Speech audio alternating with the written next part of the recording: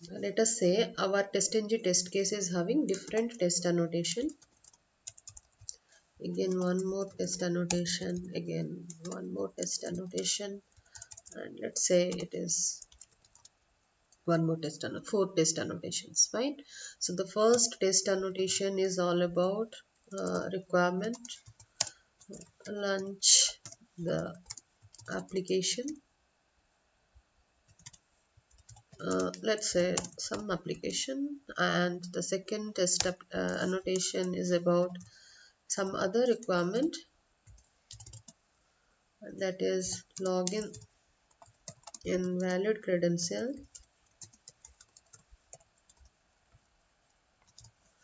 and the third test annotation is all about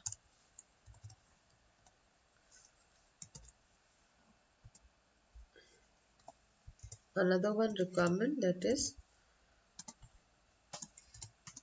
add the product to the cart,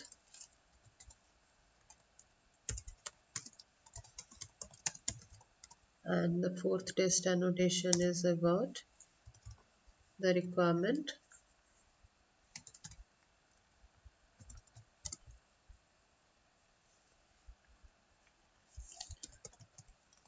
change the cart details, something, right?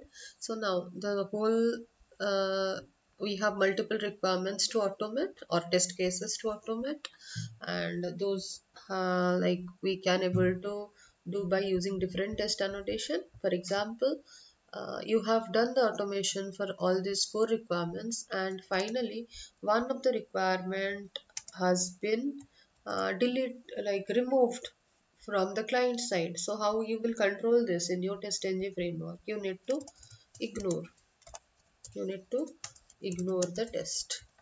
So how can you ignore the test? We can ignore the test by using @test, and @test always will be followed by the method like public void. Let's say I have req 003, fine, this is one method, and this annotation I need to ignore. So this annotation, if I will ignore the last annotation, I need to use something called enabled equal to false. Yes, this is how the annotation can be ignored. It will consider only first three annotation, and the last annotation will be ignored from the TestNG test case while executing the script. So let us see it practically. I'm entering into Eclipse. I'm going to the same project, that is TestNG sample test, and here in this let me go to test src test java, and in this default package let's create another one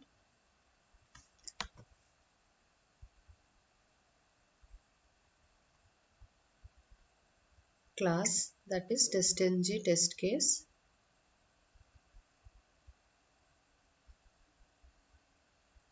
Fine, and the class name I'll keep as test ignore. Fine, test ignore is the test name, and let me click on finish. Yes, this is what my test class or test case, TestNG test case. So one test annotation is there. Likewise, I would like to create few more test annotations. Let's say this one, I'll just copy and paste some dummy code I'll put, and 1 2 3 4, it is enough. Now I'll just give fun underscore lunch up, and here fun underscore valid login. Now here fun underscore uh, add to cart, and here fun underscore edit cart details. These are all the methods inside different annotations. Now let's go inside the test annotation.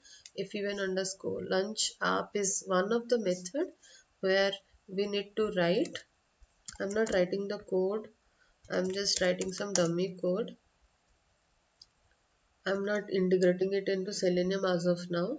From next video onwards, we will see how to integrate TestNG with Selenium. This four 2 to 3 videos are all about annotations. So let me wait for some time. As you can able to see, the processing is little bit slow. Maybe it is because of the system configuration.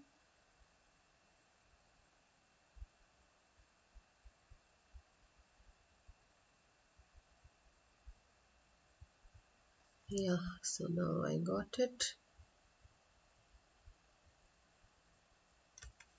I just close this out. Yes. So here, this is the script for launch the application under test in some browser, let's say Firefox browser. Now the second annotation method will be for login using valid credential.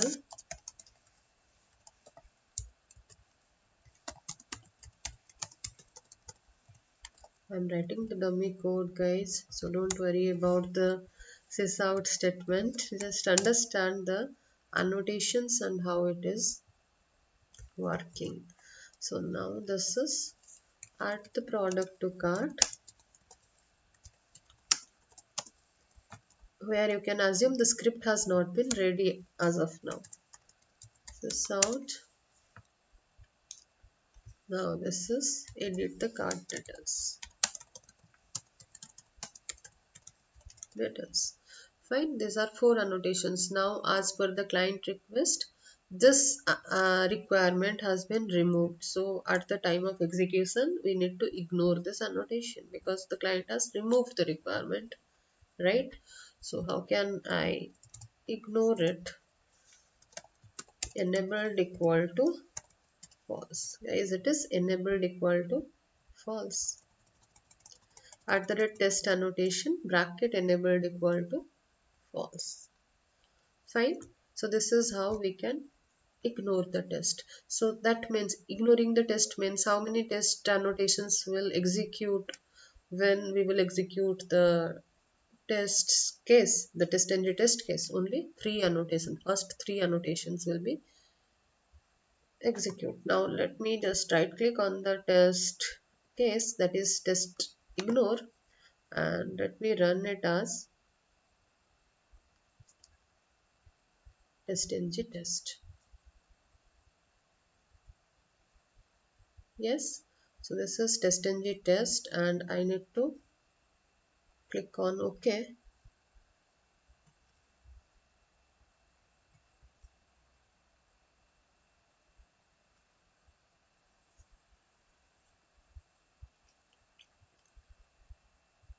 The system is a bit slow. It's not a bit slow, it is damn slow today. I don't know why, what is the reason.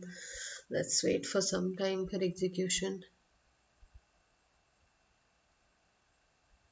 Yeah, it's executing, launching the test ignore.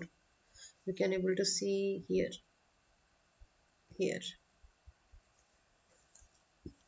Yeah, now it's getting executed. Yeah, so now you can able to see the report, the documentation report output has been generated in console, and as per the current details we can see 3 tests has been executed. See, we have how many test annotations we defined? 4 test annotations. Now we are getting only 3 test annotations because only 3 has been executed, because the fourth one has been ignored by TestNG because we specified enabled false. This is how we can ignore the annotation. Any number of annotations we can ignore. If you have a huge number of test annotations or multiple test annotations where you can able to go for ignoring 2, 3 or 4 test annotations because of the client requirement changes, you can use this test annotation forwarded by enabled equal to false. Now let us check the HTML report as well. Here, see how many tests you can able to get in this report. 3 tests you can able to get because 3 methods we can able to see.